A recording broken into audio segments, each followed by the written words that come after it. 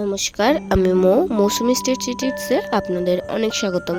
প্রচণ্ড গরমে একটু ঝাল মশলা কম জাতীয় খাবার খেতে আমরা অনেকেই পছন্দ করি, তাই আজকে বানিয়ে দেখাবো কম মশলা দিয়ে টমেটো রুই। স্বাদে হবে যেটি দুর্দান্ত সুন্দর। তাহলে চলুন রেসিপিটি শুরু করা যাক।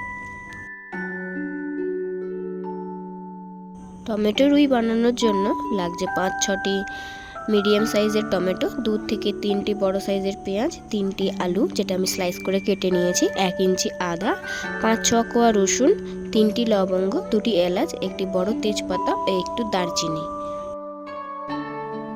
প্রথমেই মাছগুলো আমি লালচে করে ভেজে তুলে নিয়েছি। এবার ভেজে নেওয়া তেলেই ফোড়ন দেব। ফোড়নের জন্য প্রয়োজন তেজপাতা, লবঙ্গ, দারচিনি ও এলাচ। তেলে দেওয়ার পর 30 থেকে 40 সেকেন্ড ভেজে নেব। ফোড়ন থেকে সুন্দর গন্ধ বেরোলে স্লাইস করে কেটে রাখা পেঁয়াজ দিয়ে ভাজবো। আমি এখানে 2টি মিডিয়াম সাইজের পেঁয়াজ স্লাইস করে কেটে নিয়েছি।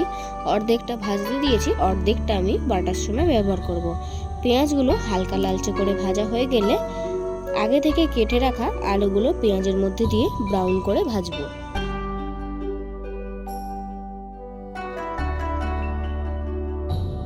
ওইদিকে আলুটা ভাজা হতে থাকুক, এইদিকে একটা মশলা তৈরি করে নেব। মশলার জন্য আদা, রসুন ও অল্প পরিমাণে স্লাইস করা পেঁয়াজ ব্লেন্ডারে বেটে নেব। দেখুন আলুগুলো ব্রাউন করে ভাজা হয়ে গিয়েছে। এবার পেঁয়াজ, আদা, রসুন দিয়ে যে মশলাটা বেটে রেখেছিলাম সেটা আলুর মধ্যে দিয়ে কষাতে থাকবো।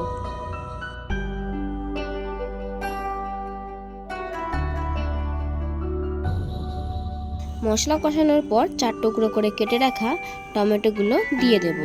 টমেটোগুলো দিয়ে আলুর সাথে ভালো করে মিশিয়ে নেব।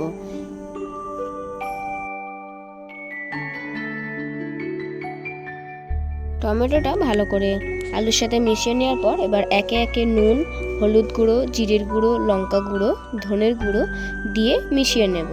টমেটো দেওয়ার সাথে সাথেই নুন দিয়েছি, তার ফলে টমেটোগুলো তাড়াতাড়ি গলে যাবে।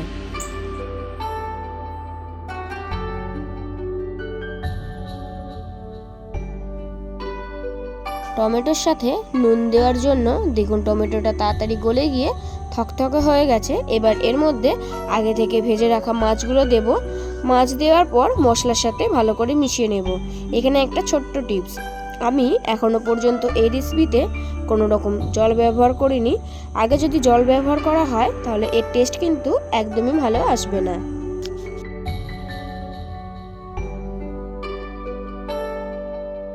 মাছগুলো মশলার সাথে ভালো করে মিশিয়ে নেওয়ার পর আমি এখানে 1 গ্লাস উষ্ণ গরম জল ব্যবহার করছি। আপনারা চাইলে এখানে নর্মাল টেম্পারেচারে জলও ব্যবহার করতে পারেন। এখানে যদি আপনারা উষ্ণ গরম জল ব্যবহার করেন তাহলে কিন্তু এর স্বাদ খুবই দুর্দান্ত লাগবে। জল দেওয়ার পর 2 থেকে 3 মিনিট সময় নিয়ে ফুটতে দেব। নামানোর আগে কাসুরি মেথি পাতা এভাবে হাতের সাহায্যে প্রেস করে ওপর থেকে ছড়িয়ে নামিয়ে নিলেই তৈরি আমার আজকের রেসিপি টমেটো রুই। এই রেসিপিটা অবশ্যই একবার বাড়িতে ট্রাই করার অনুরোধ রইল।